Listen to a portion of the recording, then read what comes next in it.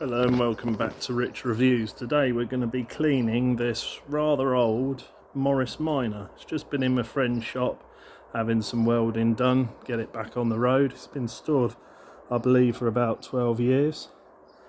He's done some welding and now I've said I'd clean it because it hasn't been obviously washed for all that time. So he's just got to be careful of all these bits here because the rubber's a little bit old. But we're going to clean it all off first and then we'll slowly treat it and put some bubbles over it and clean all this dust off.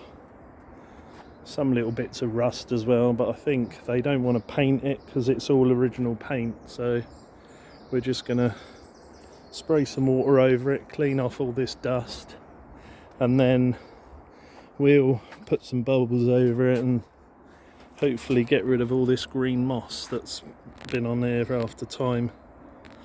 So this is obviously a starting video and then we'll do a progress, see how it's going throughout.